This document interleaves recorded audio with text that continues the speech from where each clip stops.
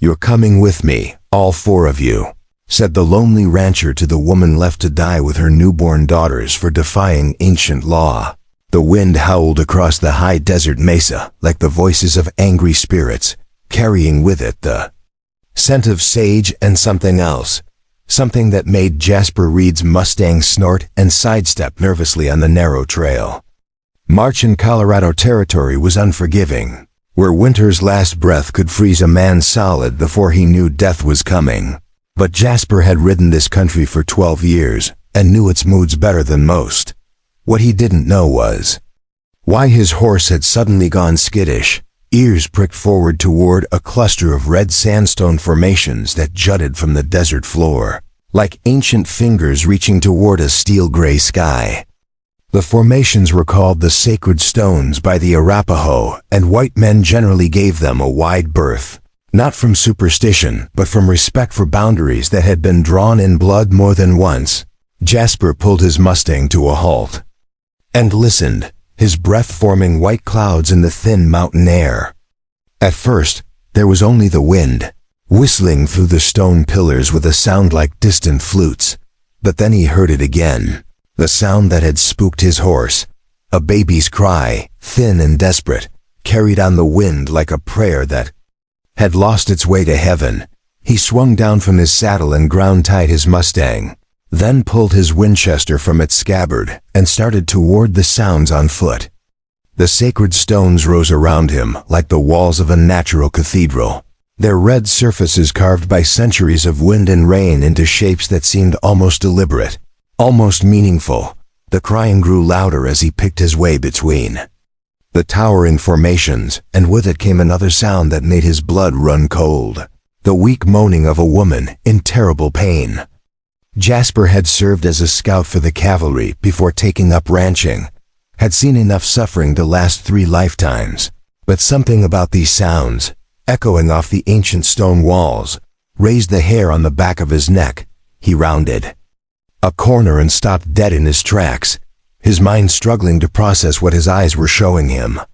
There, in a small clearing surrounded by the red stone pillars, a young Indian woman had been staked out spread eagle on the ground, her wrists and ankles bound with rawhide strips to wooden stakes driven deep into the hard earth. But that wasn't the worst of it. Beside her, arranged in a careful line like offerings to some cruel god, lay 3 tiny bundles, newborn babies wrapped in rabbit fur and left exposed to the elements. The woman was conscious, barely, her dark eyes wide with pain and terror as she saw Jasper approach, her lips moving in what sounded like a prayer, or perhaps a plea. Jasper dropped to his knees beside the closest baby, a tiny girl whose skin was already turning blue from the cold. He pulled off his heavy wool coat and wrapped it around all 3 infants, then drew his knife and began cutting the rawhide bonds that held the woman. The strips were wet with her blood where she had struggled against them, and her wrists and ankles were torn raw from fighting to reach her children. "Easy now," he said softly as he worked, his voice steady despite the rage building in his chest. "I've got you. I've got them. You're all coming with me." The woman's eyes filled with tears, but she didn't cry out even though Jasper could see the pain he was causing her as he freed her limbs. When the last bond was cut, she tried to sit up, but her body had been staked out for so long that her muscles wouldn't obey. Jasper caught her before she could fall, supporting her weight as feelings slowly returned to her arms and legs. "My name is Kira," she managed to say through chattering teeth. "Kira Lightfoot. These are my daughters. I call them Morning Star, Evening Star, and Night Star. Please don't let them die because of what I am. What you are is a mother trying to protect her children," Jasper said firmly, lifting the bundle of babies and cradling them against his chest. "And these little ones are going to live, you hear me? All 3 of them are going to live." He helped Kira to her feet, keeping one arm around her waist when her legs threatened to buckle. She was young, maybe 22 or 23, with the kind of beauty that would have made her sought after in any Indian camp. Her long black hair was matted with dirt and blood, and her deerskin dress was torn in several places. But her dark eyes held a strength that hadn't been broken, despite whatever torment she had endured. "Can you walk?" Jasper asked gently. "I will walk," Kira replied, and there was steel in her voice despite its weakness. "For them, I will do anything." The journey back to Jasper's horse was slow and painful. Kira stumbled frequently, her legs still weak from being bound for so long, but she refused to let Jasper carry her, insisting that he needed to keep the babies warm against his chest. The wind had picked up, driving fine particles of sand that stung their faces and threatened to steal what little warmth they had managed to preserve. When they reached his Mustang, Jasper faced a problem he hadn't considered. The horse was built for speed and endurance across rough country, not for carrying 2 adults and 3 infants. But one look at Kira's face, at the desperate love in her eyes as she gazed at her daughters, told him he would find a way or die trying. He mounted first, then helped Kira up behind him, settling the babies between them where they would be protected from the wind. The Mustang snorted and shifted under the extra weight, but the horse was strong and willing, bred from Spanish stock that had been carrying riders across this harsh land for generations. "Where are we going?" Kira asked as Jasper turned the horse toward home, "My ranch. It's not much, but it's warm and safe. About 10 miles north of here. The tribal council will come looking for us," Kira said, her voice heavy with fear. "When they discover I'm not dead, when they see that my daughters still live, they will come. Let them come," Jasper replied grimly. "They'll find me waiting." As they rode through the gathering dusk, Kira began to tell him her story, her words carried away by the wind, but somehow still reaching him with perfect clarity. She was the daughter of a respected medicine man in a small Arapaho band that had been struggling to maintain their traditional ways while the white man's world closed in around them. Her father, Chief Running Bear, had tried to walk the narrow path between cooperation and resistance, keeping his people alive while preserving what he could of their ancient customs. 3 years ago, a white trader came to our camp. Kira continued, her voice barely audible over the wind. His name was Thomas Brennan. He was different from the others, respectful of our ways, interested in learning our language and customs. My father welcomed him, saw him as a bridge between our worlds. Jasper felt Kira's grip tighten around his waist as the memories grew more painful. Thomas and I fell in love. It was forbidden, but we couldn't help ourselves. We were married in secret by a Cherokee minister in the town of Bent Creek, thinking that if we presented it as an accomplished fact, both our peoples might accept it. We were young and foolish and believed that love could overcome anything. They crested a low ridge, and Jasper's ranch came into view in the valley below, a small collection of buildings huddled against the vastness of the high desert. Smoke was rising from the chimney of the main house, a welcome sight that promised warmth and safety. But Kira continued her story, as if she needed to get it all out before they reached sanctuary. "When I told my father I was with child, he was furious but not surprised. He had seen the way Thomas and I looked at each other. But when the babies came, when 3 daughters were born instead of the son he had prayed for, everything changed." Jasper felt one of the babies stir against his chest, a tiny movement that reminded him how fragile these new lives were, how close they had come to being lost forever. In the old ways, twins are considered a blessing, a sign of great power. But 3 daughters born to a woman who had defied tribal law by marrying outside the tribe, this was seen as something else entirely. The tribal council declared it was a curse, a sign that the spirits were angry with our people for allowing such a union. They were approaching the ranch buildings now, and Jasper could see his foreman, old Pete Kowalski, coming out of the barn with a lantern in his hand. Pete had been with him for 8 years, ever since Jasper had found him half dead from pneumonia in a line shack up in the high country. The old cowboy was loyal as a hound dog and twice as fierce when defending what he considered his territory. "The council gave me a choice," Kira whispered, her voice breaking for the first time. I could give up my daughters to be raised by other families in distant tribes, never to see them again, or I could face the judgment of the spirits. I chose the spirits, thinking that surely they would not punish innocent children for their mother's choices. I was wrong. Jasper reined in his horse in front of the main house, a sturdy log structure he had built with his own hands over the course of 2 summers. It wasn't fancy, but it was solid and warm, with a good stone fireplace and windows that faced east to catch the morning sun. Pete hurried over, his weathered face creased with concern as he took in the sight of Jasper with a young Indian woman and 3 babies. "Boss, what in the Sam Hill?" Pete started to say, but Jasper cut him off with a look. "Pete, stoke up the fire and put some water on to boil. And see if you can find some clean cloth, soft as you can manage. We've got some healing to do tonight." The old cowboy nodded without another word and hurried toward the house. That was one of the things Jasper appreciated about Pete. He didn't waste time with unnecessary questions when there was work to be done. Jasper dismounted carefully, then helped Kira down, supporting her weight when her legs threatened to give out again.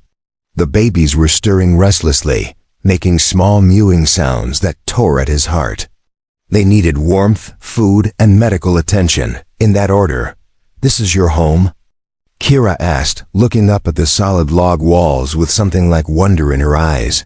"It is now," Jasper replied. "Yours too, if you'll have it." All 4 of you, inside. The house was warm and welcoming, filled with the golden light of oil lamps and the crackling warmth of a well-built fire. Jasper had furnished it simply but comfortably, with a big stone fireplace, a sturdy dining table, and 2 bedrooms, one of which had never been used. Pete was already bustling around, adding logs to the fire and setting a large pot of water to heat. Jasper laid the babies carefully on a blanket near the fire, unwrapping them gently to check for injuries. All 3 were breathing, though their skin was still pale and cold. They were tiny, probably born premature, but their limbs moved strongly, and their cries were gaining strength as warmth returned to their small bodies. "They're beautiful," he said softly, and meant it. Each baby had her mother's dark hair and delicate features, but their eyes, when they briefly opened, were lighter than he had expected, a warm brown that seemed to hold flecks of gold. Kira knelt beside them, her hands hovering over her daughters as if she was afraid to touch them, afraid they might disappear if she dared to hope. "I thought I would never see them again," she whispered. "The council said they would die with me, that it was the only way to appease the spirits and protect the tribe. Well, the spirits will have to find another way," Jasper said firmly. "These little ones are staying right here where they belong." With their mother, Pete returned with an armload of clean cloth and a worried expression. "Boss, I hate to be the one to say it, but if these babies are as new as they look, they're going to need milk. And we ain't exactly got a wet nurse handy." Jasper had been thinking the same thing. The nearest town was Bent Creek, 20 miles to the east, and there was no guarantee they could find a nursing mother willing to help. But then he remembered something, a conversation he'd had with Doc Peterson in town just last week. "Pete, saddle up the bay and ride hard for Bent Creek. Find Doc Peterson and tell him we need goat's milk, the freshest he can find, and anything else he thinks might help feed newborn babies. Tell him it's a matter of life and death, and I'll pay whatever he asks." The old cowboy nodded and headed for the door, but Kira caught his arm as he passed. "Thank you," she said simply, but the gratitude in her voice was profound. Pete's weathered face softened. "Ain't nothing, miss. We take care of our own around here, and if the boss says you're ours, then that's good enough for me." After Pete left, Jasper helped Kira to the big chair by the fire, wrapping her in one of his heavy blankets. She was still shivering, whether from cold or shock he couldn't tell, but color was slowly returning to her cheeks.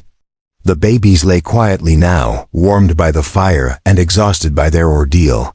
"Tell me the rest," Jasper said gently as he checked Kira's wrists and ankles for signs of serious injury. What happened after the council made their judgment?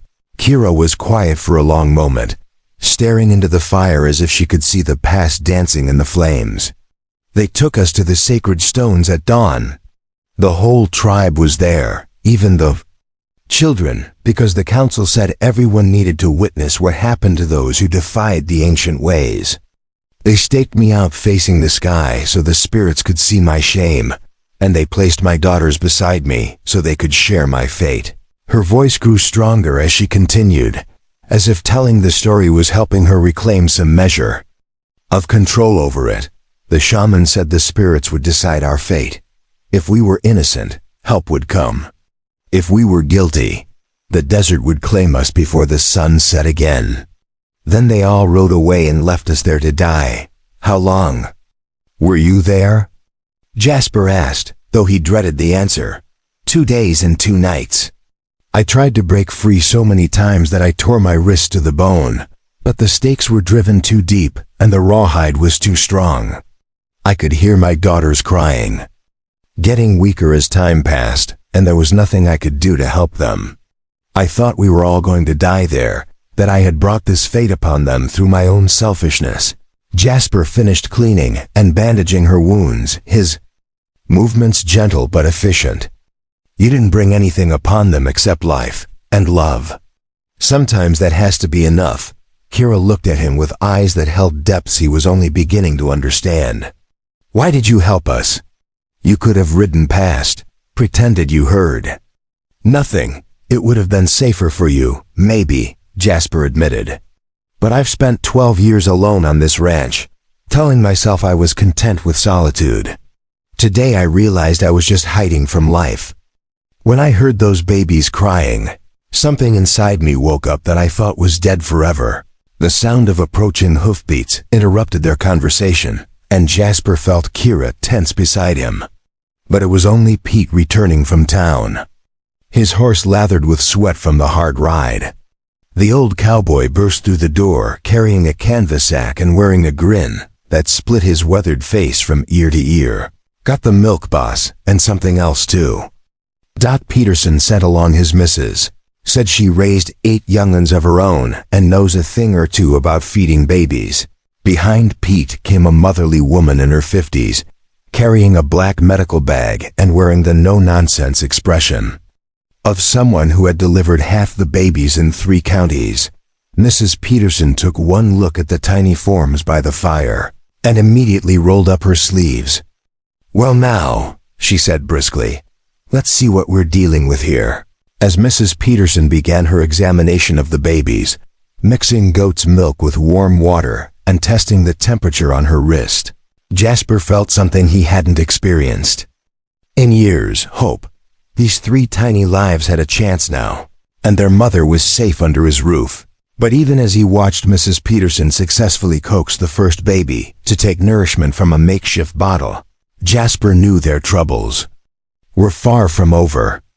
Kira had been right when she said the tribal council would come looking for them. When they discovered that their judgment had been defied, that the woman and children they had condemned to death were not only alive but thriving, there would be consequences.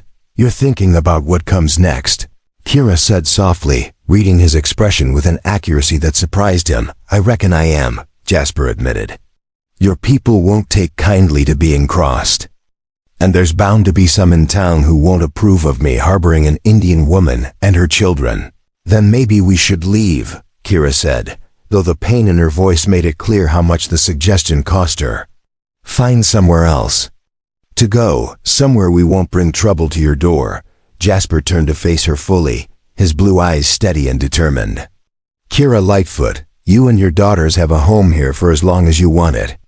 I don't care what the tribal council thinks, and I sure as hell don't care what the townspeople say. This is my land, my ranch, and my decision. And I'm telling you right now, you're not going anywhere unless it's what you truly want. The fire crackled in the silence that followed, and somewhere in the distance, a coyote howled its lonesome song to the desert stars. Mrs. Peterson had successfully fed all 3 babies, and was now examining them more thoroughly, making satisfied sounds as she checked their reflexes and breathing. strong as little mustangs. She announced finally, premature but healthy. With proper care and feeding, these little girls are going to grow up just fine. As if to prove her point, one of the babies, the one Kira had called Morning Star, opened her eyes and looked directly at Jasper. In that moment, something fundamental shifted in the lonely rancher's heart. He had spent 12 years building walls around himself, convinced that solitude was safer than caring about someone who might leave or be taken away. But as he looked into those dark, trusting eyes, he realized that some things were worth the risk. "You're coming with me, all 4 of you," he said again, this time directly to Kira. "And anyone who has a problem with that can take it up with me personally." 1 week later, the first light of dawn painted the Colorado high desert in shades of copper and gold, and Jasper Reed stood on his front porch watching the horizon with the practiced eye of a man who had learned to read trouble in the set of distant dust clouds. 7 days had passed since he had brought Kira Lightfoot and her 3 daughters home to the ranch. 7 days that had transformed his solitary existence into something he barely recognized. Behind him, through the open door, he could hear the soft sounds of domestic life that had been absent from his house for over a decade. Kira was moving quietly around the kitchen, preparing breakfast with the graceful efficiency of a woman who had learned to make the most of simple ingredients. The babies were awake, making the small hungry sounds that had become as familiar to him as his own heartbeat. Mrs. Peterson had stayed for 3 days, teaching Kira everything she knew about caring for premature infants and declaring the little girls the strongest babies she had ever seen. "Born fighters, every one of them," she had said with satisfaction before departing for town. Just like their mother, and Kira was indeed a fighter. Despite her ordeal, despite the trauma of being condemned to death by her own people, she had thrown herself into the task of caring for her daughters with a fierce determination that both impressed and humbled Jasper. She had also, to his surprise, begun taking care of him and the ranch in ways he had never expected. The coffee she made was stronger and better than anything he had managed in 12 years of solitary living. The meals she prepared from his basic supplies were more varied and flavorful than the simple fare he had grown accustomed to. She had even begun mending his clothes, sitting by the fire in the evenings with a needle and thread, repairing years of bachelor neglect with quick, precise stitches. But it was more than domestic comfort that she brought to his life. In the quiet moments between feeding the babies and tending to household tasks, they had begun to talk, really talk, in a way that Jasper had forgotten was possible between 2 people. Kira had a sharp mind and a dry sense of humor that often caught him off guard, making him laugh out loud for the first time in years. She had also begun to share stories of her people, their customs and beliefs, their struggles to maintain their identity in a world that seemed determined to erase them. Jasper found himself fascinated by her perspective, by the way she saw patterns and connections in the natural world that his white man's education had never taught him to recognize. "You are troubled this morning," Kira said, appearing beside him on the porch with a cup of coffee in her hands. She had an uncanny ability to read his moods, to sense when his thoughts had turned dark. "Maybe a little," Jasper admitted, accepting the coffee gratefully. "Pete's been asking questions around town, trying to get a sense of how folks are reacting to you being here." "The news is mixed." Kira's expression remained calm, but Jasper caught the slight tightening around her eyes that told him she was preparing herself for bad news. "Tell me, most folks don't much care one way or the other. You keep to yourself, don't cause trouble, and the babies are too young to be seen as a threat to anyone. But there are some who think I'm harboring hostiles, and there's talk of sending word to the territorial authorities. And my people?" Kira asked quietly. Jasper's jaw tightened. "Pete saw some Arapaho riders in town yesterday, asking questions about missing tribal members. They were being careful about it, not making direct accusations, but the message was clear. "They're looking for you." Kira was quiet for a long moment, sipping her coffee and watching the play of early morning light across the desert landscape. When she finally spoke, her voice was steady but thoughtful. "I knew this day would come. The tribal council cannot allow their judgment to be defied without consequences. It would undermine their authority, make them appear weak to other tribes. What will they do?" Jasper asked, though he suspected he already knew the answer. "They will come for us. Not immediately, not in a way that would provoke a direct confrontation with white authorities, but they will come. And when they do, they will not be interested in negotiation or compromise."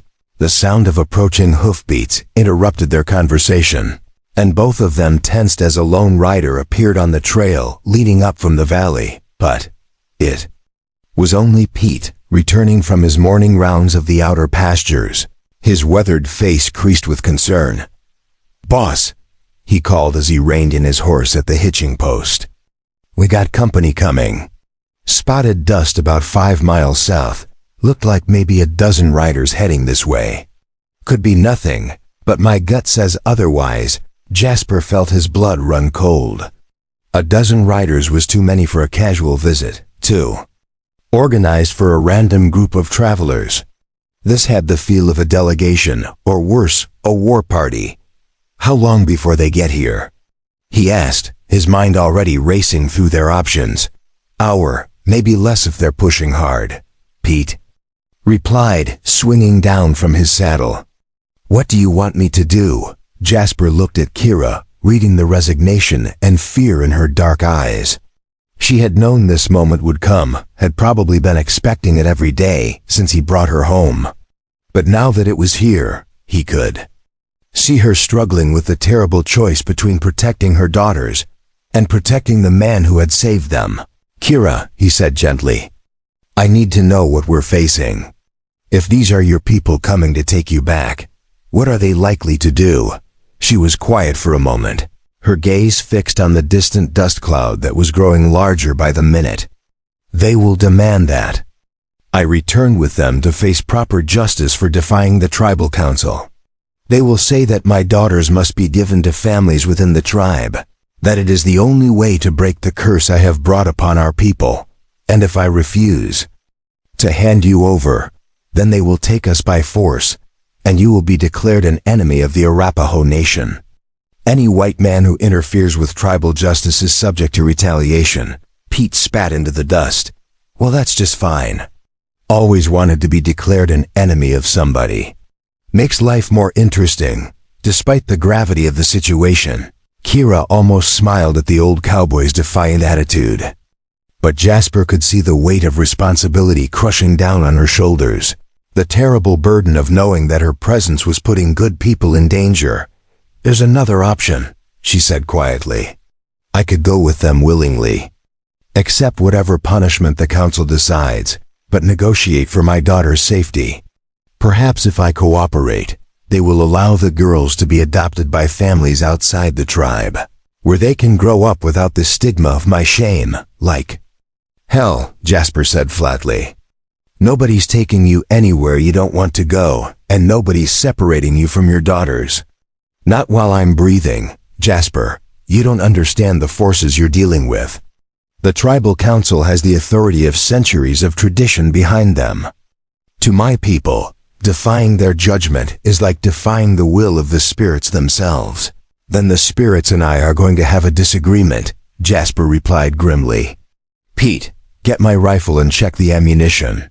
Make sure all the windows are shuttered except for the gun ports. If these folks want a fight, we'll give them one they won't forget." But as Pete hurried to carry out his orders, Kira caught Jasper's arm. "Please, listen to me. Violence will only make things worse. If you kill Arapaho warriors, even in defense of your own property, you'll bring down the wrath of the entire tribe.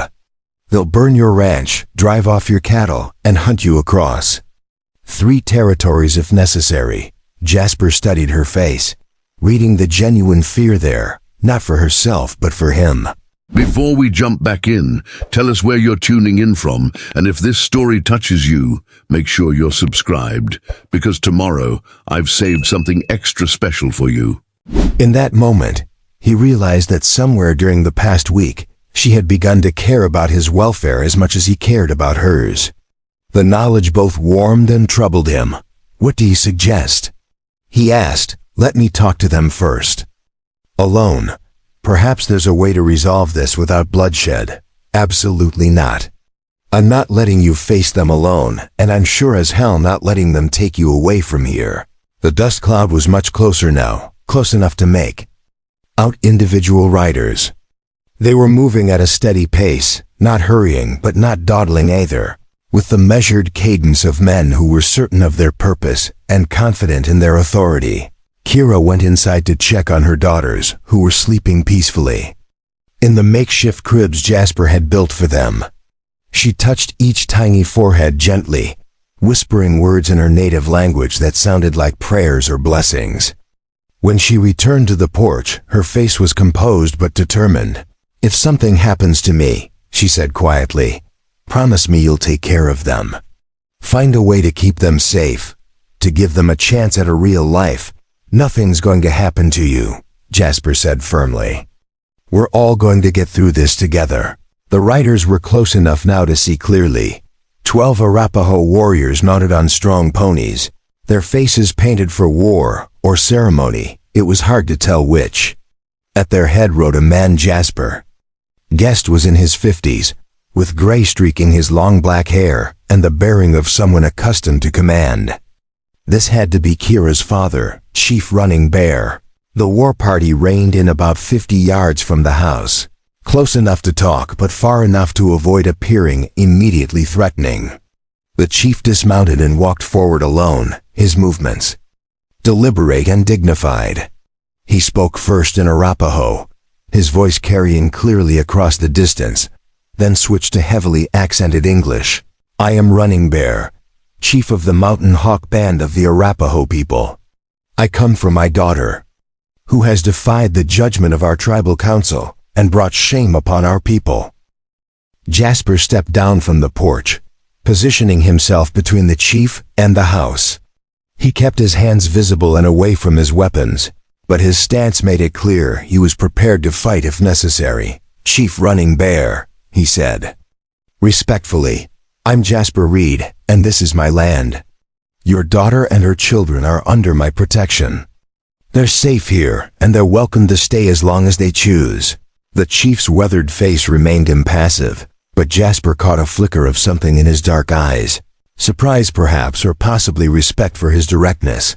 "You know what she has done? The laws she has broken. I know she's a mother trying to protect her children. I know she was left to die for giving birth to daughters instead of sons. And I know that's wrong, no matter what your traditions say about it." Behind him, Jasper heard the soft sound of moccasins on wood as Kira stepped onto the porch.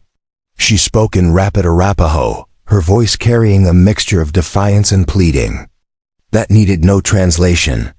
Her father's response was sharp and authoritative, but there was pain in it too. The anguish of a man torn between love for his daughter and duty to his people. "He says the tribal council has spoken," Kira translated, her voice steady despite the tremor in her hands. "The judgment cannot be changed or appealed. I must return to face the consequences of my defiance, and my daughters must be given to proper Arapaho families to be raised in the old ways. And I say the judgment was wrong from the start," Jasper replied, not taking his eyes off the chief. "No law, white or Indian, gives anyone the right to condemn babies to death for the circumstances of their birth." Chief Running Bear stepped closer, his hand resting on the handle of a wicked-looking tomahawk. "You speak of our laws as if you understand them, white man. But you know nothing of the sacred traditions that have guided our people for countless generations. My daughter chose to lie with a white man and bear children outside the tribe. This brought a curse upon us all. The only curse I see is the one you brought on yourselves by abandoning a woman and 3 babies to die in the desert," Jasper shot back. If your traditions demand that kind of cruelty, maybe it's time for new traditions. The tension was thick enough to cut with a knife. Several of the mounted warriors had shifted restlessly, their hands moving toward their weapons. But Chief Running Bear raised a hand, stopping them with a gesture. "You are brave, white man, but you are also foolish. Do you think you can stand against the will of an entire tribe? Do you think your white man's law will protect you when we demand justice for this insult?" "I think right is right, regardless of who's doing the judging," Jasper replied. "And I think you know in your heart that what was done to your daughter was wrong." For a moment, father and daughter looked at each other across the dusty yard, and Jasper could see the love and pain that existed between them. Running Bear's voice was softer when he spoke again, but no less determined. "Kira, my daughter, you have shamed our family and our tribe. But you are still my blood, and I do not wish to see you suffer more than necessary. Come with me now, accept the counsels. Judgment with dignity, and I will speak for your daughters. Perhaps they can be spared the worst consequences of your choices. And if I refuse?" Kira asked quietly, "Then you leave me no choice but to take you by force. And this white man who harbors you will be declared an enemy of our people, marked for death wherever he may go." The standoff stretched taut between them. 12 armed warriors against one rancher and his elderly foreman, with the fate of a woman and 3 helpless babies hanging in the balance.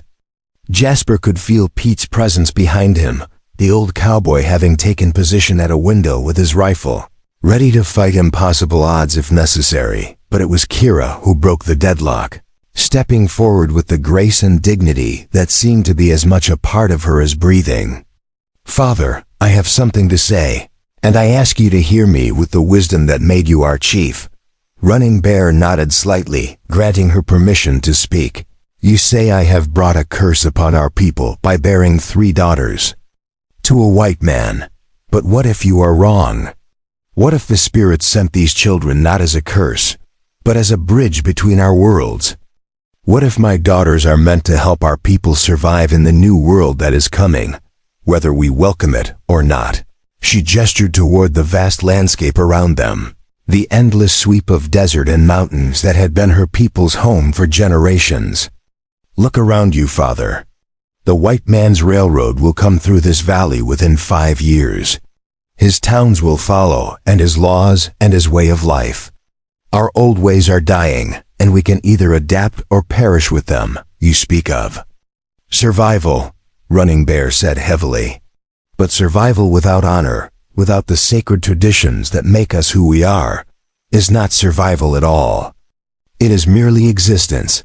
"Then let me offer you a different path," Kira said, her voice growing stronger with each word. "Let me and my daughters live here, in peace, as a symbol of what is possible between our peoples. Let us prove that love can bridge the gap between white and Indian, that children born of 2 worlds can grow strong and proud in both." Chief Running Bear was quiet for a long moment, considering his daughter's words. When he finally spoke, his voice carried the weight of centuries of tradition and the crushing responsibility of leadership. "And if I agree to this? If I defy the tribal council and allow you to remain with this white man, what guarantee do I have that you will not forget your people entirely? That your daughters will not grow up knowing nothing of their heritage?" It was Jasper who answered, stepping forward with his hat in his hands in a gesture of respect. "Chief Running Bear, I give you my word that your daughter will always be free to teach her children about their Arapaho heritage. They'll know their grandfather's name and the names of the spirits he serves. They'll learn the old stories and the old songs, and they'll understand where they came from. And what of you, white man? What do you gain from this arrangement? Why do you risk your life for a woman and children who are not your blood?" Jasper looked back at the house where he could see the babies through the window, still sleeping peacefully despite the drama unfolding outside. "I spent 12 years alone on this ranch, telling myself I didn't need anyone, that solitude was enough. But when I found your daughter and her babies dying in the desert, Something woke up inside me that I thought was dead forever. They gave me back my humanity, Chief. That's worth any risk. Running Bear studied him for a long moment, then turned his attention back to his daughter. Kira, if I allow this, if I convince the tribal council to accept this compromise, you will be walking a path that has never been walked before. You will belong fully to neither world, and your daughters will face challenges that no child should have to bear. All children face challenges, Father. At least mine will face them with love and protection. Instead of dying alone in the desert, the chief closed his eyes, and for a moment he looked every one of his 50+ years. When he opened them again, there was resignation there, but also a glimmer of something that might have been hope. I cannot speak for the entire tribal council, he said slowly. But I will return to our people and present your proposal. I will tell them that my daughter has found a way to honor both her heritage and her heart, and that her children may indeed be the bridge our people need to survive in the world that is coming. And if the council rejects the proposal? Kira asked. Then we will cross that river when we come to it, Running Bear replied. But for now, you have bought yourself time, and perhaps that is enough. He remounted his horse, his movements stiff with the weight of difficult decisions. I will send word when the council has reached its decision. Until then, you are still my daughter, and these are still my granddaughters. I pray to the spirits that wisdom will prevail over tradition. As the war party rode away, leaving only dust and hoofprints to mark their passage, Jasper felt some of the tension drain out of his shoulders, but he knew this was far from over. They had won a reprieve, nothing more. That was well done, he told Kira as they watched her father disappear over the ridge. You gave him something to think about, a way to save face while protecting his granddaughters. It was a gamble, Kira replied. If the council decides against us, their anger will be even greater for having been defied twice. And you, Jasper Reed, have now made yourself a target for every warrior who believes the old ways must be preserved at any cost. I reckon I have, Jasper agreed.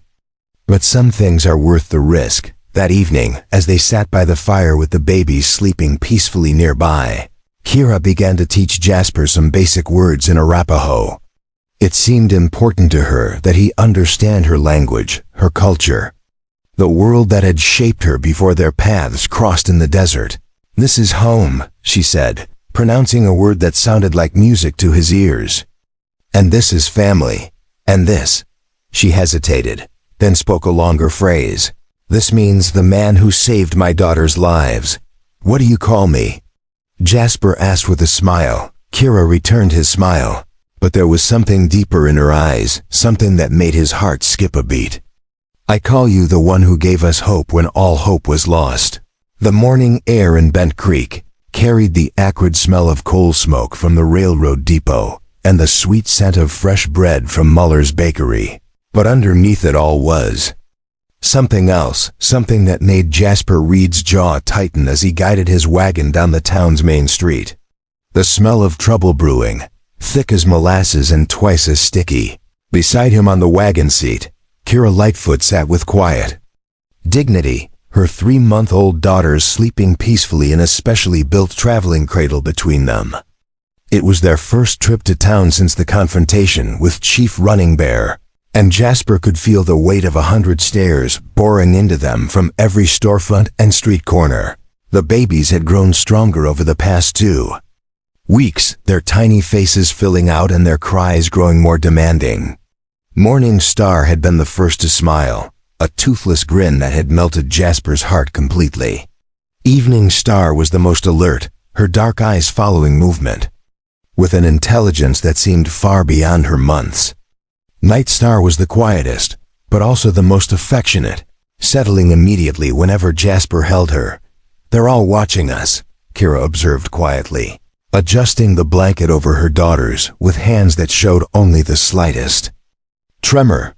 Let them watch, Jasper replied, though his own nerves were stretched taut as piano wire. We've got business to conduct, and we're not going to be scared off by a bunch of busybodies with nothing better to do. But even as he spoke the words, Jasper knew the situation was more serious than simple curiosity. Word had spread quickly about the Indian woman and her babies living at his ranch, and not all of the reactions had been favorable. Pete had been hearing whispers in the saloon, fragments of conversations that painted an ugly picture of growing resentment. Their first stop was the general store, where they needed supplies for the ranch and special items for the babies. The proprietor, Henry Mullins, had always been fair in his dealings with Jasper, but today his smile seemed forced and his eyes kept darting nervously toward the other customers. "Morning, Jasper," Mullins said, his voice overly hearty. "What can I do for you today?" "Need the usual supplies, Henry, plus some of that soft cotton cloth Mrs. Peterson recommended for the babies. And if you've got any of those India rubber nursing bottles, we could use a couple more." Mullins nodded and began gathering the requested items. But Jasper noticed how he avoided looking directly at Kira, how his movements had become jerky and uncertain. The other customers in the store had stopped their conversations entirely, creating a silence so thick it was almost oppressive. It was Kira who broke the tension, stepping forward with one of the babies in her arms. "Mr. Mullins, I wanted to thank you for the special order of goat's milk powder you arranged. It's made such a difference for my daughters." The storekeeper's face flushed red, and he mumbled something incoherent while fumbling with a bolt of cloth. But before he could respond properly, the store's front door slammed open with enough force to rattle the windows. "Well, well," came a voice dripping with contempt. "If it isn't Bent Creek's newest residence." Jasper turned to see Marcus Pemberton striding into the store, flanked by two men Jasper didn't recognize, but whose expensive clothes and hard faces marked him as trouble. Pemberton was a distant cousin of the mill owner from Millfield, a land speculator who had been trying to buy up ranch property throughout the territory for the past 5 years. "Pemberton," Jasper acknowledged with a curt nod, positioning himself between the man and Kira. "Reed," Pemberton replied, his pale eyes fixed on Kira with an intensity that made Jasper's skin crawl. "I have to say, I'm surprised to see you bringing your house guests into town so openly. Most men would show more discretion. Most men would mind their own business." Jasper shot back. Pemberton laughed, a sound like breaking glass. "Oh, but this is everyone's business now, isn't it? When a supposedly respectable rancher starts harboring hostile Indians, it becomes a matter of community safety." The word hostile hung in the air like poison gas. Kira's grip tightened on her baby, but her voice remained steady when she spoke. "I am not hostile to anyone, Mr. Pemberton. I am simply a mother trying to care for her children. A mother who was cast out by her own people for crimes we can only imagine," Pemberton sneered. "Tell me, miss, what was your name again?" "Mrs. Lightfoot," Kira replied firmly, and Jasper felt a jolt of surprise at the title she had chosen. "Mrs. Lightfoot," Pemberton continued, his tone making it clear he didn't believe the designation. "For a second, what exactly did you do to earn such harsh judgment from your tribe? Murder? Theft? Or perhaps something even more unsavory?" Jasper took a step forward, his hand dropping to the gun at his hip. "That's enough, Pemberton.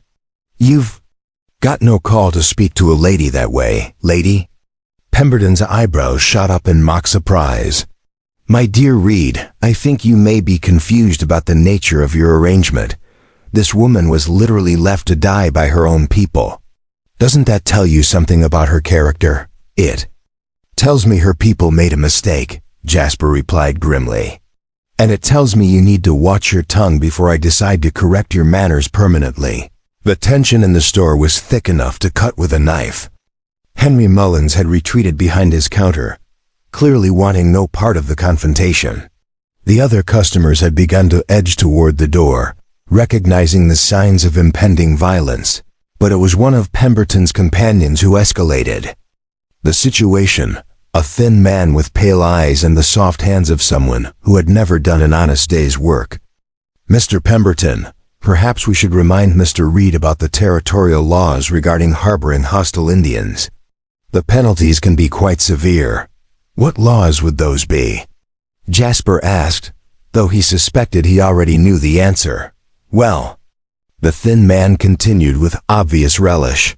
Any white citizen who provides aid and comfort to Indians, engaged in hostile activities against the territorial government, can be charged with treason. And the children of such unions are considered wards of the state, subject to immediate removal for proper Christian education. Kira went very still beside him, and Jasper could feel the fear radiating from her like heat from a forge. This was exactly what she had been dreading. The moment when the white man's law would be used against her, just as tribal law had been. My daughters are not the children of any union, Kira said carefully.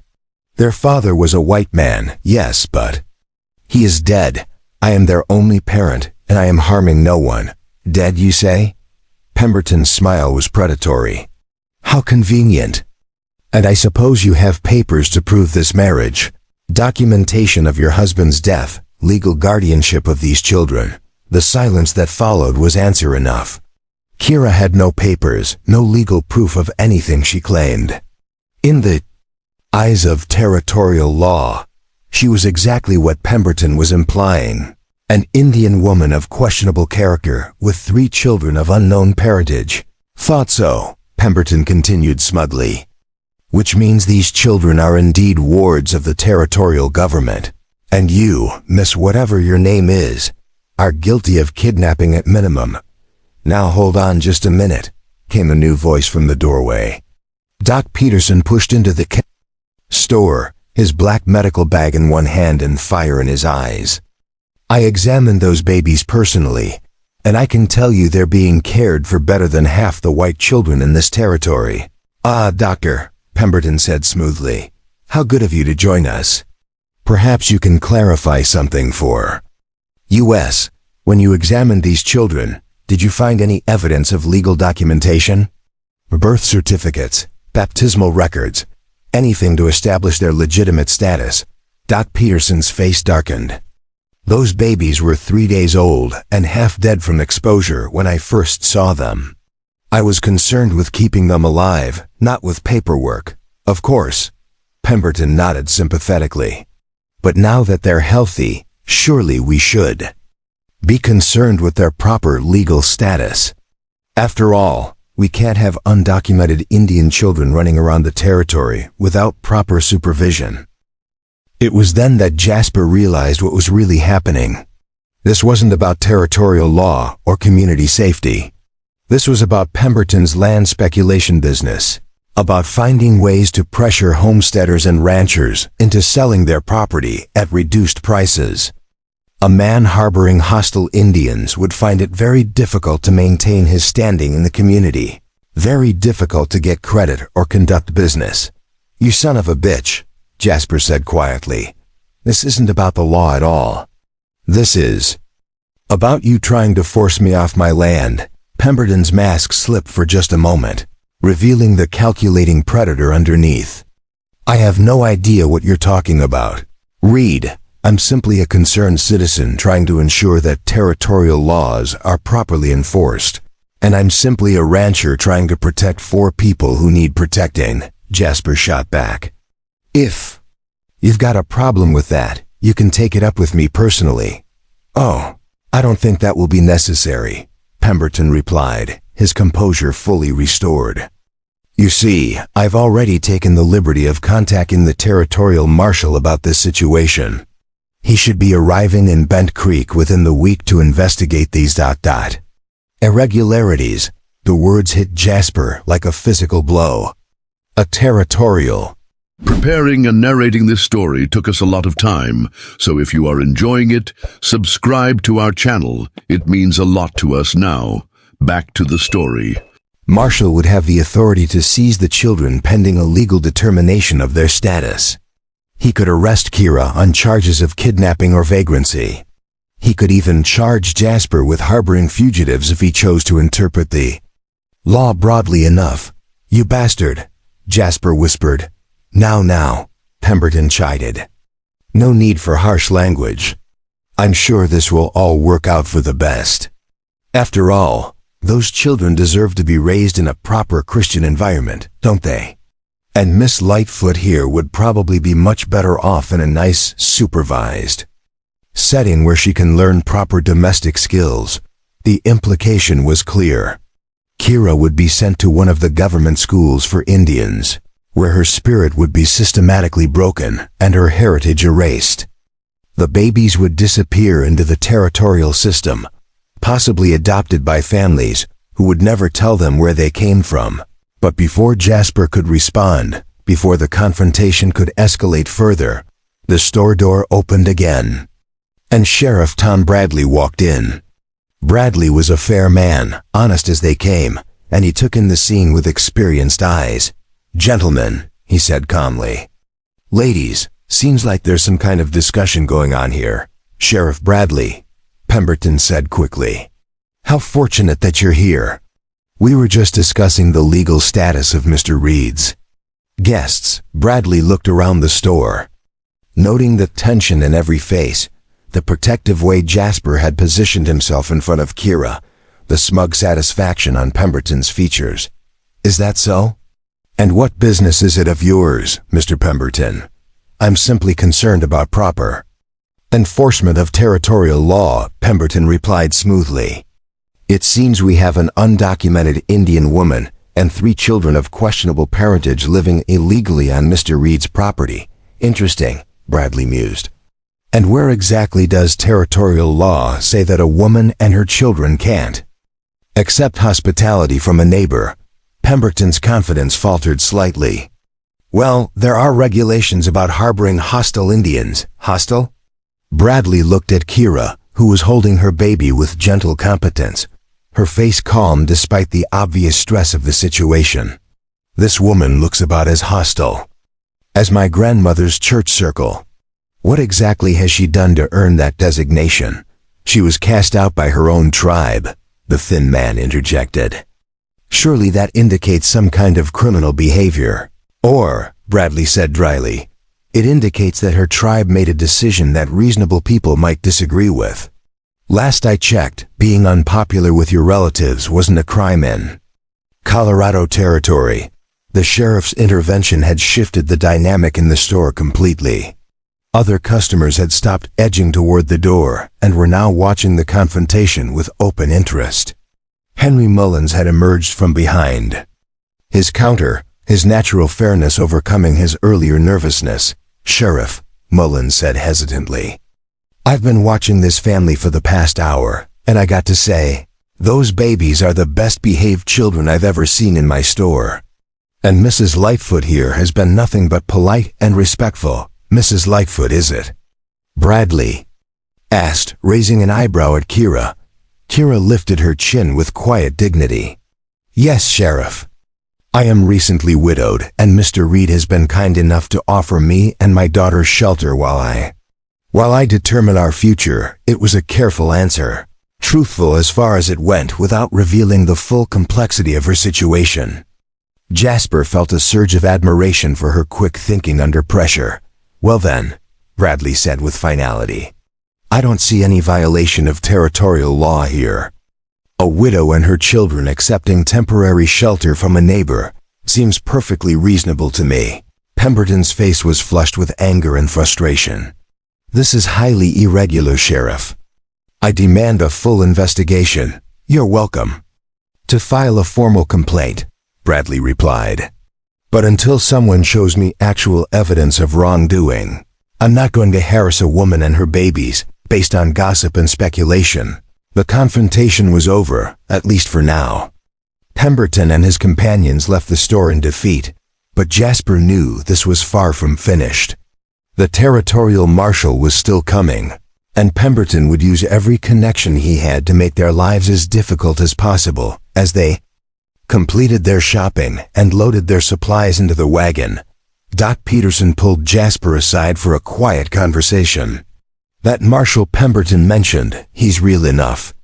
Name's William Crane, and he's got a reputation for interpreting the law pretty broadly when it suits his purposes."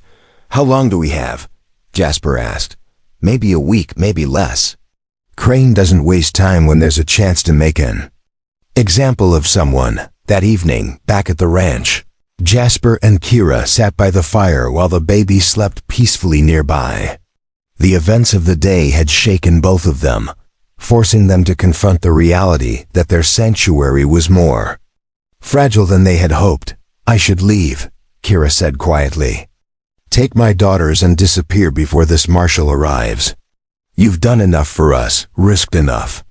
I won't let you sacrifice everything because of my problems." "Where would you go?" Jasper asked. "How would you survive with 3 babies?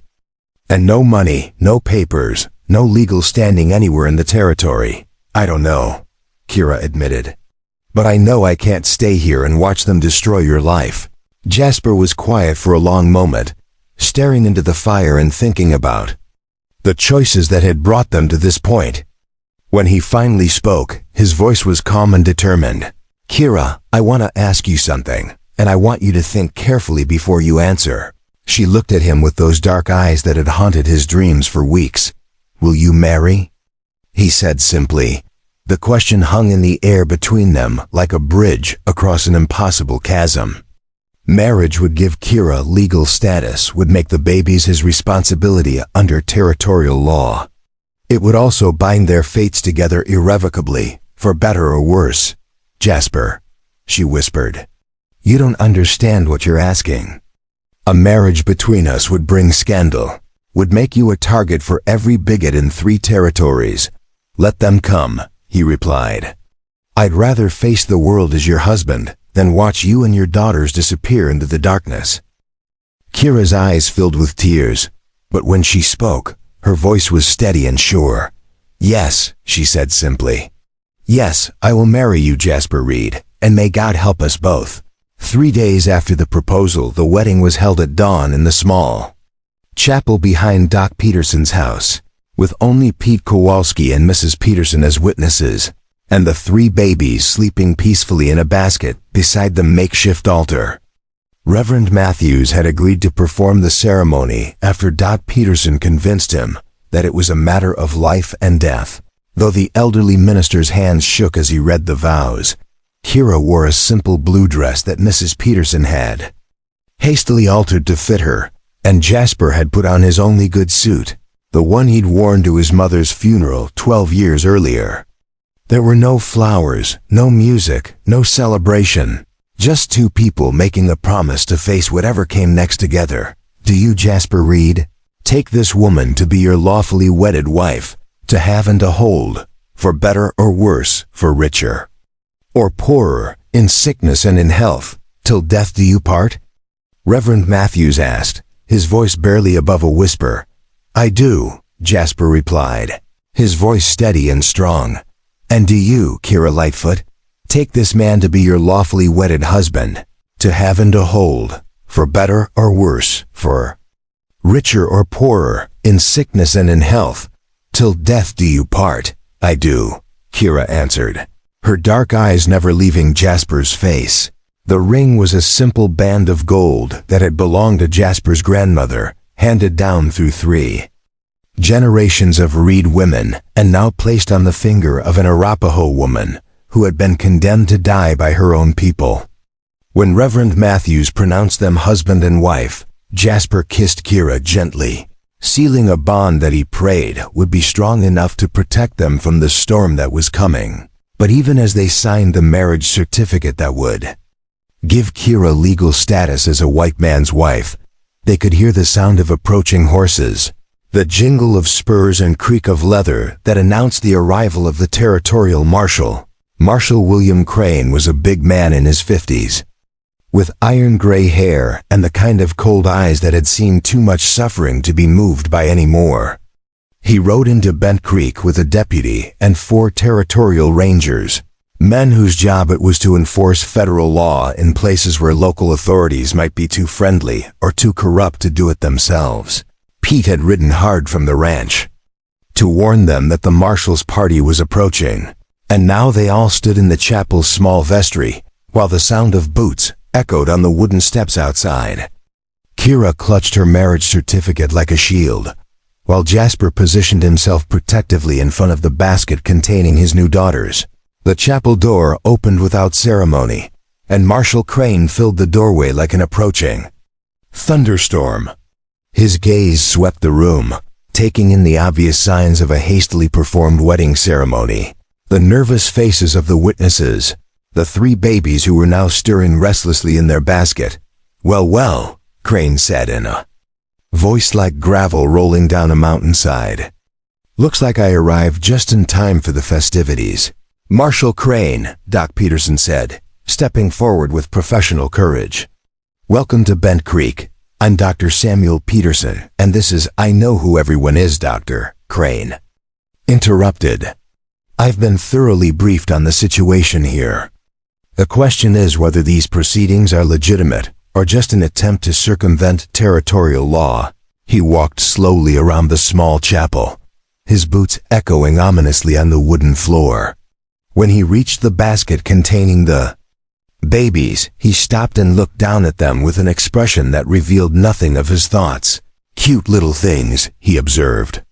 Shame they're at the center of such a complicated legal situation. There's nothing complicated about it, Jasper said firmly.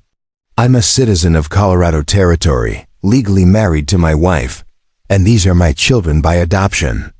Everything's been done according to law. Crane pulled a folded document from his coat pocket and consulted it with deliberate slowness. According to my information, Mr. Reed, these children are the offspring of an Indian woman who was cast out by her tribe for unspecified crimes. There's no record of their father, no documentation of their birth, and no legal basis for their presence in this territory. Their mother is now my wife, Jasper replied. That gives them legal status under territorial law, does it?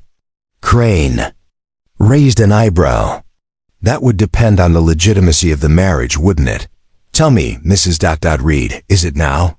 When exactly did you and your previous husband divorce? The question hit like a physical blow. Kira's face went pale, and Jasper felt his stomach drop as he realized the trap they had walked into. In their haste to provide legal protection through marriage, they had overlooked a crucial detail. My husband is dead, Kira said carefully. Dead, you say? And when did this death occur? Where is it recorded? Who witnessed it? Surely, you have some documentation of this tragic event. The silence that followed was damning. Kira had no death certificate, no witnesses, no legal proof that her first marriage had ended. In the eyes of territorial law, her marriage to Jasper could be considered bigamous, which would make it invalid and leave the children's status exactly where it had been before. Interesting, Crane continued with obvious satisfaction. So, we have an undocumented Indian woman, 3 children of unknown parentage, and now what appears to be an illegal marriage performed to obstruct a federal investigation. This situation gets more complicated by the minute. Now hold on just a minute. Pete Kowalski spoke up, his weathered face flushed with anger. I've known Jasper Reed for 8 years, and he's the most honest man in 3 territories. If he says these children need protecting, then by God they need protecting. I'm sure Mr. Reed's intentions are admirable, Crane replied smoothly. But intentions don't supersede territorial law. These children are clearly wards of the federal government, and this woman is clearly in violation of several statutes regarding undocumented aliens. It was then that Reverend Matthews found his courage, stepping forward with the moral authority of his position. Marshal Crane, I performed this marriage ceremony in good faith, based on the sworn statements of both parties. Whatever their previous circumstances, these 2 people have made a sacred commitment before God, Reverend, Crane said with mock patience. I respect your position, but civil law takes precedence over religious ceremony when there's evidence of fraud or deception. The marshal's deputy had been quietly examining the marriage certificate, and now he whispered something in Crane's ear that made the big man's eyes narrow dangerously. It seems, Crane announced, that Mrs. Lightfoot signed this certificate with a name that has no legal standing in this territory. There's no record of any Kira Lightfoot in our files. No documentation of her right to marry under territorial law. Jasper felt the walls closing in around them. Every move they made seemed to dig them deeper into legal quicksand. And Crane was clearly enjoying their mounting desperation. But it was Kira who found the strength to fight back, stepping forward with the dignity that had carried her through every crisis. Marshal Crane, my name is Kira Lightfoot, daughter of Chief Running Bear of the Mountain Hawk Band of the Arapaho people. I am the widow of Thomas Brennan, a white trader who died of pneumonia in the winter of 1878. These are my daughters by that marriage, and I have committed no crime except trying to protect them. A touching story, Crane replied. But stories don't constitute legal evidence. Where is the marriage certificate from your first wedding? Where is the death certificate for your late husband? Where are the birth certificates for these children? You know very well that such documents don't exist. Kira shot back, her voice growing stronger with each word. White traders who marry Indian women don't generally trouble themselves with legal formalities. And Indian children born on reservations aren't issued birth certificates by the territorial government. Exactly my point, Crane said triumphantly. Without proper documentation, these children have no legal status, which makes them wards of the territorial government. And you, Mrs. Lightfoot or Reed, or whatever name you're using today, are guilty of child abandonment at minimum. Child abandonment? Doc Peterson exploded. Marshal, I've examined those babies personally, and they're receiving better care than most white children in this territory. Nevertheless, Crane continued implacably, territorial law is clear. Undocumented children must be placed in proper institutions where they can receive appropriate Christian education and moral guidance. The word institutions sent a chill through everyone in the room. They all knew what happened to Indian children who disappeared into the territorial system, how they emerged years later as broken shells of their former selves, stripped of their heritage and their spirit. It was then that Sheriff Bradley appeared in the chapel doorway, his presence adding a new dynamic to the confrontation. He'd obviously been summoned by someone in town who had seen the marshal's arrival. Marshal Crane, Bradley said respectfully. Sheriff Tom Bradley.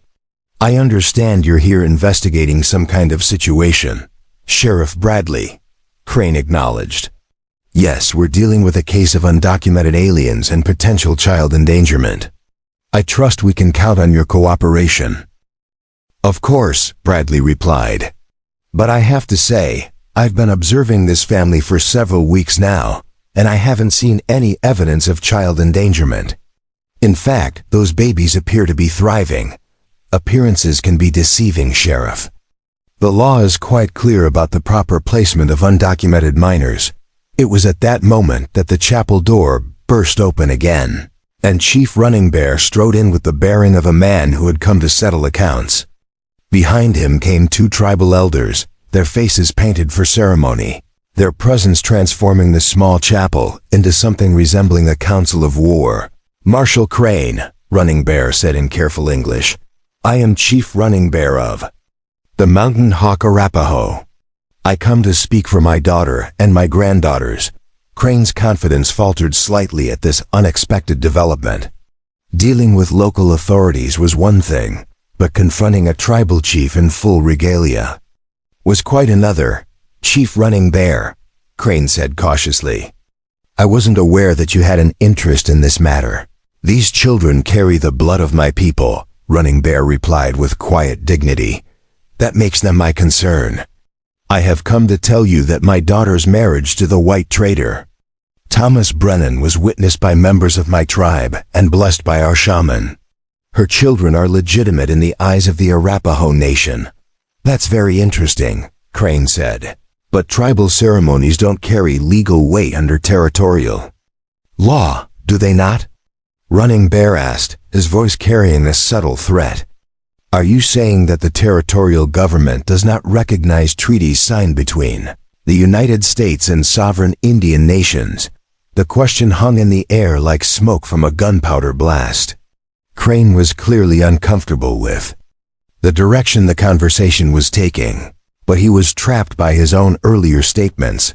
Well, of course the territorial government recognizes valid treaties, he said carefully. Then you will be interested to know, Running Bear continued, that the Treaty of 1851 specifically recognizes the validity of marriages performed according to tribal custom between tribal members and white citizens. My daughter's first marriage was such a union. One of the tribal elders stepped forward and spoke in Arapaho, his words carrying the formal cadence of legal proclamation. Running Bear translated with ceremonial precision. White Hawk, keeper of tribal law, declares that Kira Lightfoot was lawfully married to Thomas Brennan in the autumn of 1876, that she bore him 3 daughters in the spring of 1879, and that she was widowed when her husband died of the white man's lung sickness in the winter of 1878.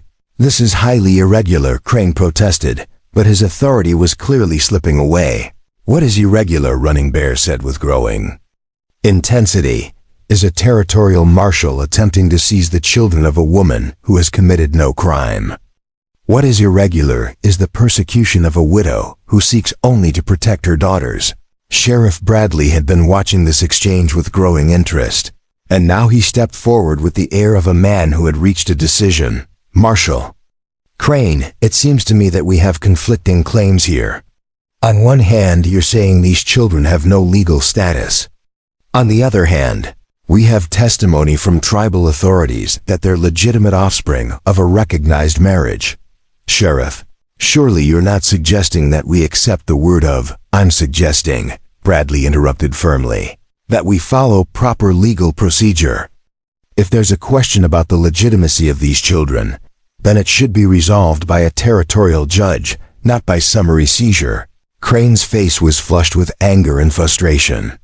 His neat legal trap was crumbling around him, undermined by complications he hadn't anticipated. But before he could respond, Kira stepped forward with the quiet authority of a woman who had found her voice.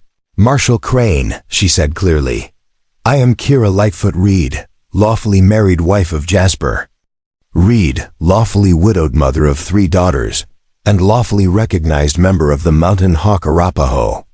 I have broken no law of your territory or my tribe. My children have committed no crime except being born with mixed blood. If you wish to challenge my legal status, then let it be done in a court of law, with proper representation and due process. Silence that followed was profound. Even Crane seemed taken aback by the eloquence and legal sophistication of her response. Furthermore, Kira continued, her confidence growing with each word, I call upon my father, Chief Running Bear, to witness that I formally request the protection of both tribal law and territorial law for myself and my children. Let any man who would separate a mother from her daughters answer to both authorities. Running Bear nodded slowly, his weathered face creased with something that might have been pride. It is witnessed, he said formally.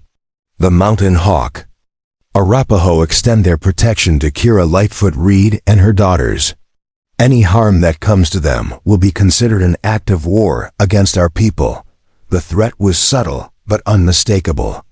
Crane found himself facing not just a local sheriff and a handful of sympathetic townspeople, but the possibility of sparking an Indian war over 3 babies.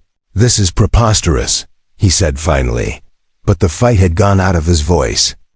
I can't be expected to sort through competing jurisdictions and conflicting testimony in the field. Then perhaps, Sheriff Bradley suggested diplomatically, the matter should be referred to the territorial capital for proper legal review. In the meantime, these children appear to be safe and well cared for in their current situation. It was a face-saving compromise, and Crane seized it gratefully. Very well. I'll file a complete report with the Territorial Attorney General's office. They can sort out the legal complexities. As the marshal and his men prepared to leave, Crane turned back one final time. Don't think this is over, Reed. When the attorneys get through with this case, you may find that good intentions aren't enough to protect you, Marshal, Jasper replied quietly. I've got 3 babies who need their mother and a wife who needs her children.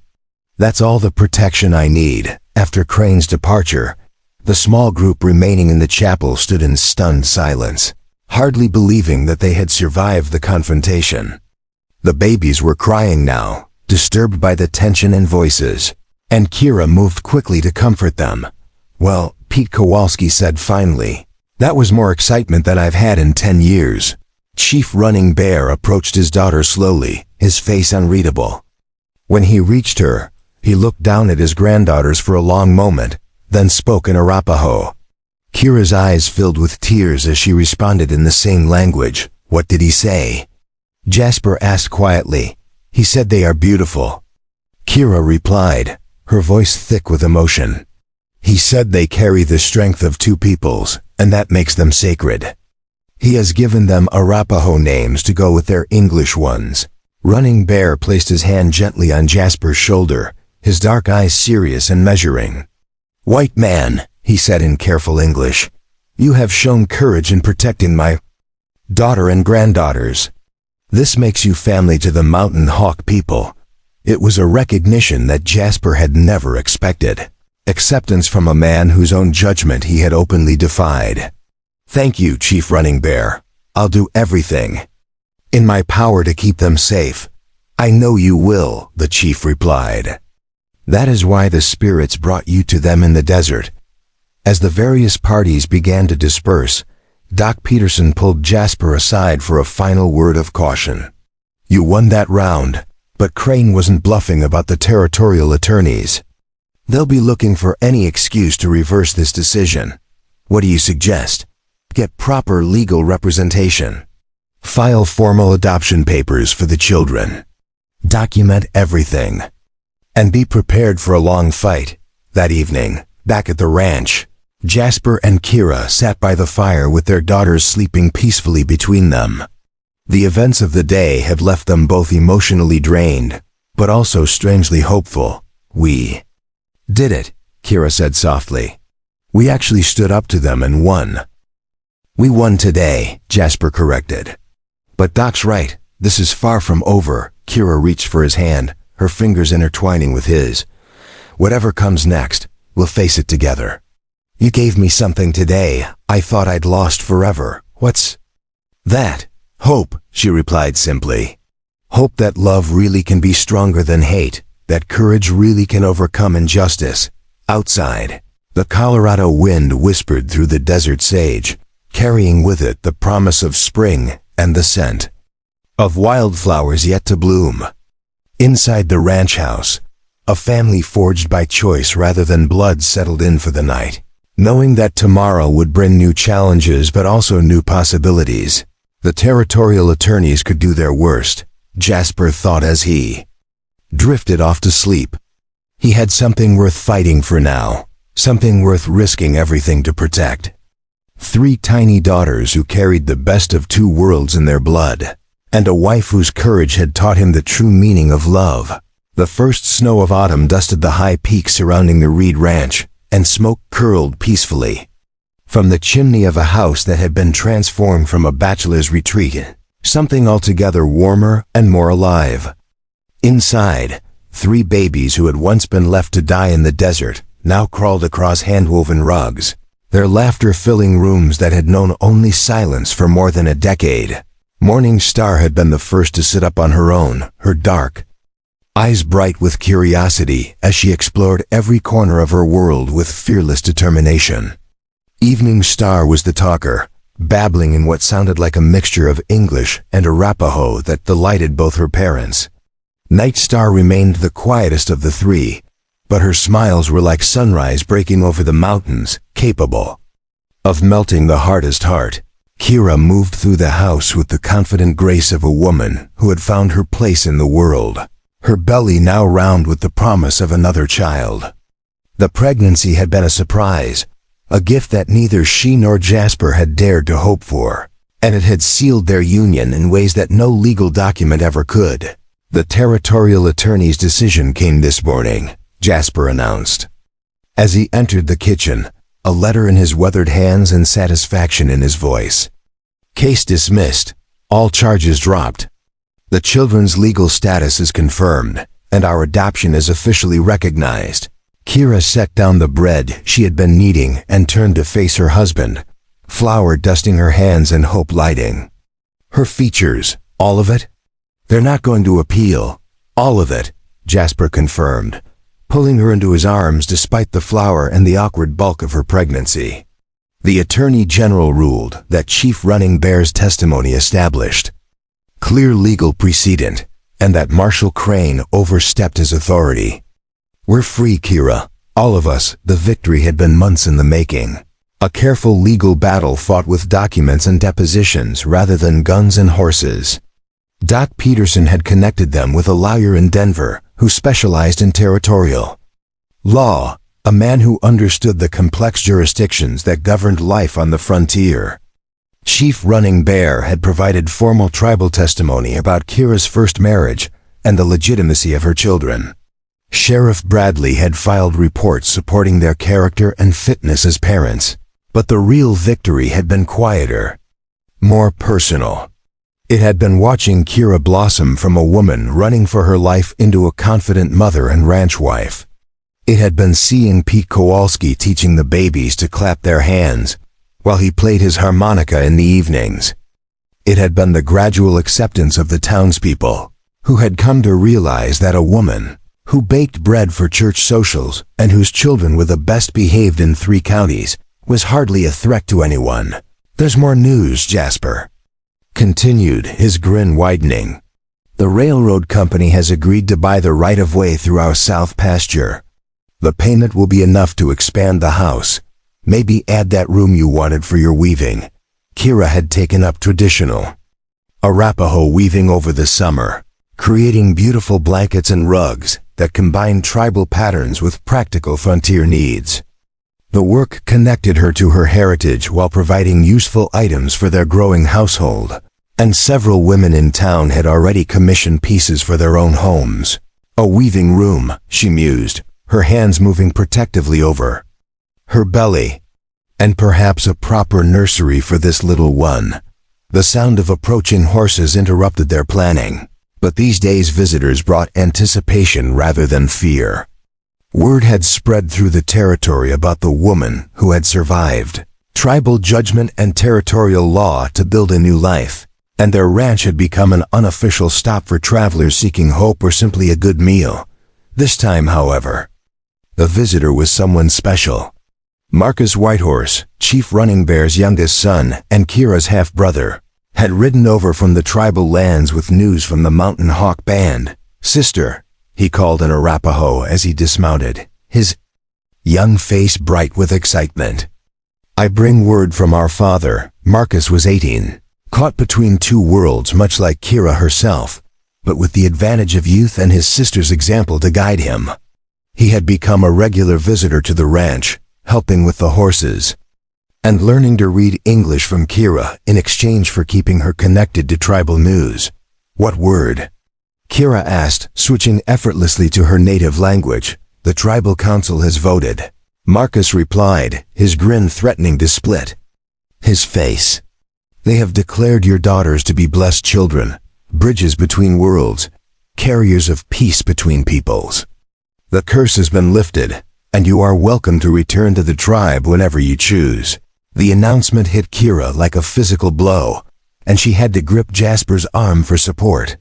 After months of living as an exile, of accepting that she might never again be part of the people who had raised her, the possibility of reconciliation seemed almost too good to believe. How? She whispered. What changed their minds? Marcus's expression grew serious. 3 things, sister. First, the railroad negotiations have shown our people that we must learn to work with the white world or be crushed by it. Your marriage, too. Jasper has become a symbol of successful cooperation. He paused to accept the cup of coffee that Jasper offered, a gesture that would have been unthinkable between white rancher and Indian brave just months earlier. Second, Marcus continued, the other tribes have heard your story. The Cheyenne, the Lakota, even some Comanche bands are speaking of the woman who defied both white and Indian law to protect her children. You have become a legend, sister, and legends have power. And the third thing? Kira asked, though part of her already suspected the answer. The spirits have spoken through signs and omens. This summer brought the best harvest in 7 years. The buffalo herds have returned to our traditional hunting grounds. 3 eagle chicks were born in the sacred valley where no eagles had nested for a generation. The shamans say your daughters carry powerful medicine. The babies, as if understanding they were being discussed, began to stir from their afternoon nap. Morning Star pulled herself upright, using the edge of her cradle, and fixed Marcus with a steady gaze that seemed far too knowing for a 6-month-old infant. She looks like you did at that age, Marcus laughed, reaching out to touch his niece's tiny hand. Stubborn and fearless and ready to take on the world. Over the next hour, as the family shared dinner and caught up on tribal news, Marcus painted a picture of a people in transition. The Mountain Hawk Band was adapting to the changing world, learning to balance tradition with necessity. Some members were learning English and working with white settlers. Others were focusing on preserving traditional crafts and stories for future generations. Our father has a proposal, Marcus said as the evening wound down. He wants to establish a trading post on the boundary between our lands and the white settlements. A place where both peoples can meet safely, exchange goods and ideas. He wants you and Jasper to help run it. The proposal was both surprising and logical. Jasper's reputation for fairness and Kira's ability to bridge cultures would make them ideal intermediaries. The trading post could provide economic opportunities for both communities while fostering the kind of understanding that might prevent future conflicts. It would mean spending part of each year on tribal lands, Kira explained to Jasper. Living in both worlds, raising our children to understand both cultures. Sounds like exactly what we've been doing, Jasper replied with a smile. Just on a larger scale. That night, after Marcus had departed and the babies were settled in their cribs, Jasper and Kira stood on their front porch, watching the stars emerge in the clear mountain sky. The same stars that had witnessed their first meeting. The same constellations that had watched over them through months of struggle and uncertainty. Do you ever wonder what would have happened if I'd ridden past that day? Jasper asked quietly. If I'd heard the crying and just kept going. But you didn't, Kira replied, her hand finding his in the darkness. You stopped, you listened, you acted when action was needed. That's who you are, Jasper Reed. Who we are, Heck corrected. I was just a lonely man before you came along. You and the girls gave my life meaning. Kira leaned against his shoulder, feeling the baby in her womb flutter as if responding to their conversation. Morning star, evening star, and night star, she murmured. 3 daughters who were supposed to die but instead became the bridge between worlds. What will we call this new one? Jasper asked, his hand moving to rest on her belly. If it's a boy, I thought perhaps Thomas, after their father. If it's a girl, Kira paused, her voice thick with emotion. Dawn Star, the child who represents a new beginning. The wind carried the scent of sage and pine across the high desert. The same wind that had howled around them during that first terrible night when hope seemed impossible. Now it felt like a blessing. A gentle reminder that even the harshest seasons eventually give way to spring. The trading post, Jasper said thoughtfully. It could work. Provide opportunities for both our peoples. Build understanding instead of suspicion. More than that, Kira added. It could show other tribes, other white communities, that cooperation is possible. That mixed families like ours can thrive and contribute to both worlds. In the distance, a coyote called to the moon, its voice lonely but somehow hopeful, like a prayer sent up to the listening stars. From inside the house came the soft sounds of sleeping children, breathing peacefully in the warmth and safety that their parents had fought so hard to provide. They'll grow up strong, Kira said with quiet certainty. Our daughters will never know what it means to be ashamed of their heritage, to be caught between worlds without belonging to either. They'll be citizens of both, bridges between peoples. And they'll know their story, Jasper added. How? Their mother faced down a tribal council and a territorial marshal. How she refused to let anyone tell her that love wasn't enough. Kira smiled, remembering the woman she had been just months ago, desperate and dying in the desert with her newborn daughters. That woman could never have imagined this moment, this sense of belonging and purpose and profound gratitude for the man who had stopped to listen when others would have passed by. "You're coming with me, all 4 of you," she whispered, repeating the words that had changed everything. "That's what you said that first day. All 5 of you now," Jasper corrected, his hand moving protectively over their unborn child. "And all 6 when this little one arrives. However many children we have, however many challenges we face them together." The stars wheeled overhead in their ancient patterns, the same stars that had watched over countless generations of dreamers and fighters, lovers and builders. Tomorrow would bring new challenges, new opportunities to prove that love really could be stronger than fear, that courage really could overcome prejudice. But tonight, in the circle of warmth and light that surrounded their small family, Jasper and Kira Reed stood together and looked toward a future bright with possibility. 3 babies who had been condemned to die were now thriving, their laughter a daily reminder that miracles could emerge from the darkest moments. A woman who had been cast out by her people was now welcomed by both worlds, her strength and dignity an inspiration to anyone who heard her story. And a lonely rancher who had convinced himself that solitude was enough had discovered that the greatest adventures were not the ones you took alone, but the ones you shared with the people you loved most.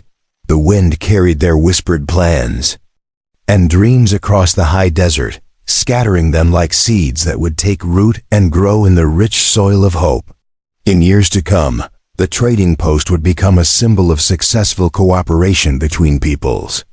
Their children would grow up to be leaders in both communities, living proof that love could indeed bridge any divide. But all of that was still to come. Tonight, there was only a man and woman standing together under the vast Colorado sky, grateful beyond words for the chance encounter that had brought them together, and determined to make the most of every moment they had been given.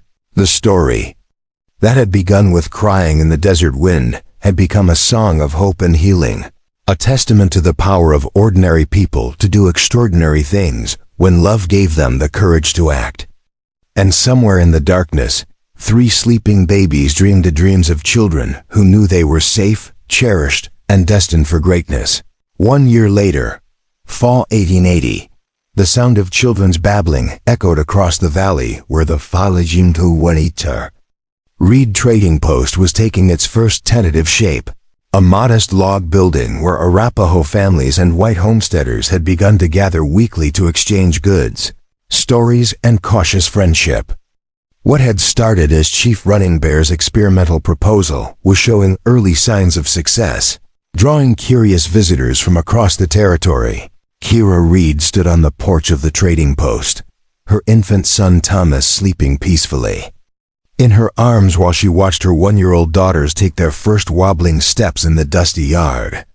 Morning Star had been the first to walk, charging forward with fearless determination that made everyone laugh.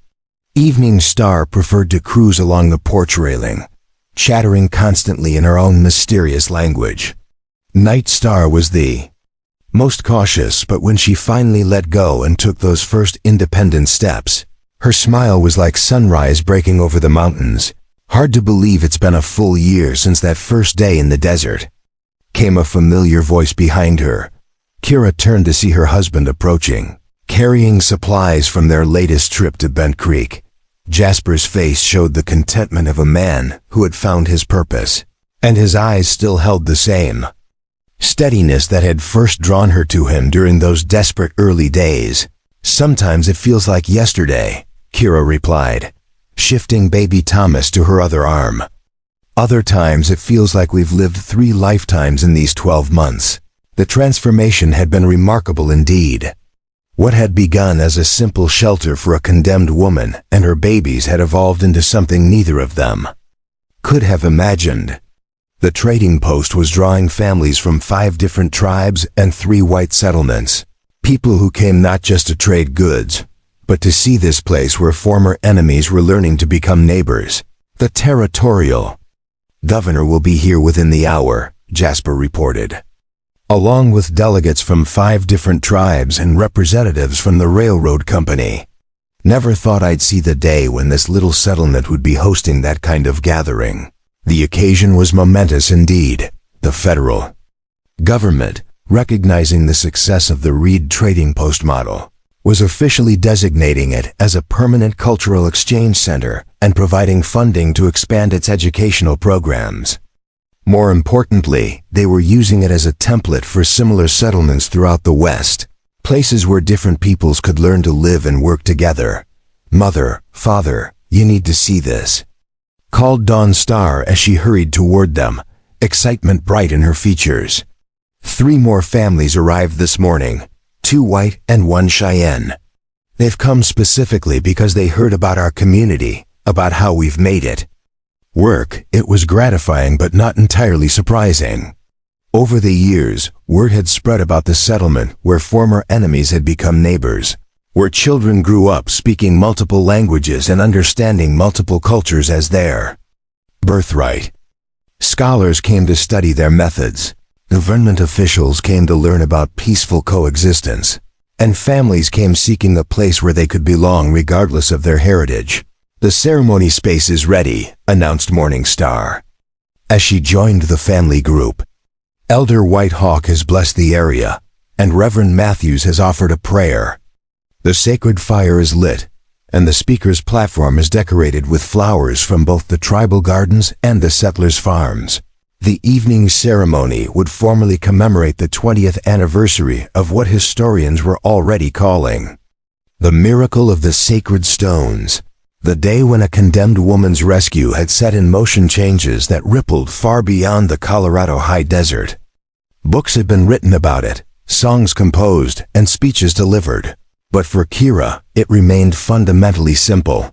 A story about people choosing love over fear, courage over convenience. "There's something I want to show you before the ceremony begins," Jasper said, leading Kira toward a new building that had been constructed on a rise overlooking the entire settlement.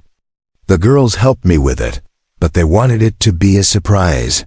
The building was modest but beautifully crafted, with walls of local stone and windows that faced in all 4 directions.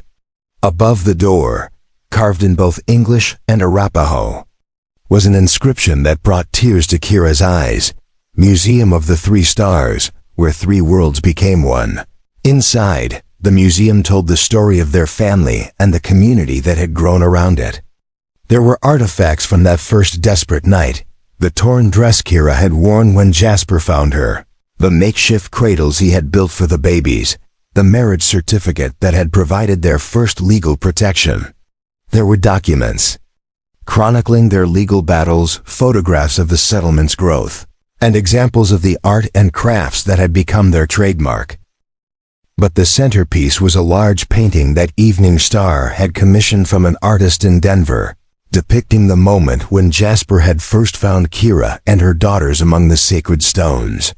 The artist had captured not just the physical details of that day but something deeper: the spiritual significance of a moment when 3 different worlds, white, Indian, and something entirely new, had begun to converge.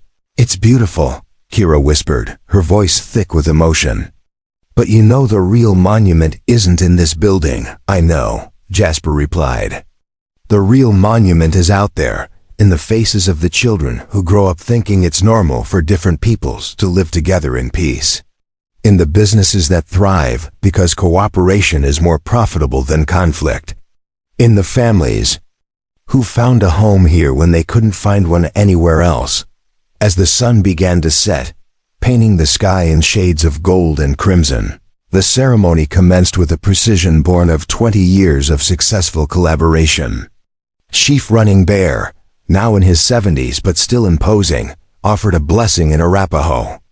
Governor Wilson spoke about the settlement's role in territorial development.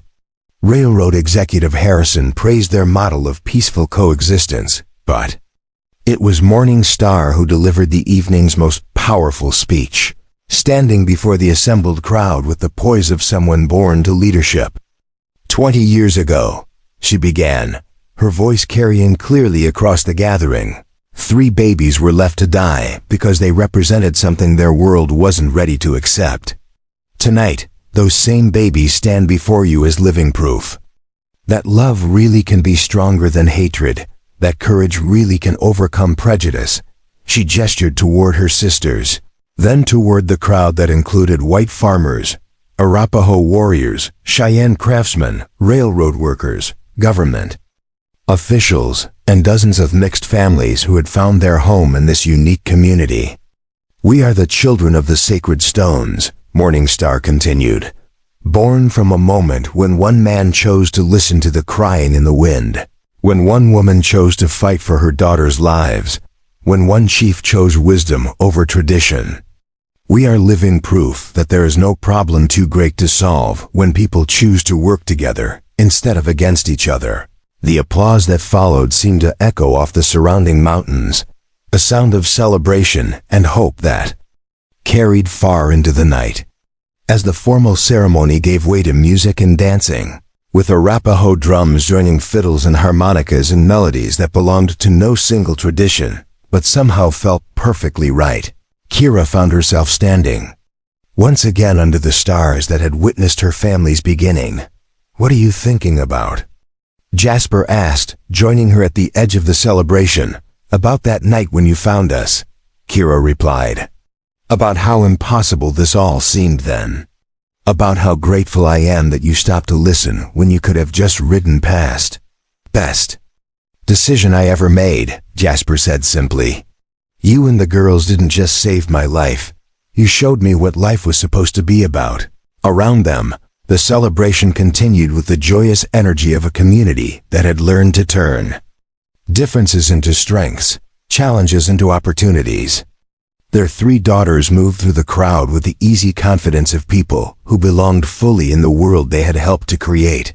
The woman who had once been left to die for bearing 3 daughters had lived to see those same daughters become leaders, teachers, and bridges between worlds. The lonely rancher who had thought his life was complete in solitude had discovered that the greatest adventures were the ones shared with family. And in the museum that would preserve their story for future generations, 3 small cradles sat side by side, silent witnesses to the truth that sometimes the smallest acts of courage can change the world. Up next, you've got 2 more standout stories right on your screen. If this one hit the mark, you won't want to pass these up. Just click and check them out. And don't forget to subscribe and turn on the notification bell so you don't miss any upload from us.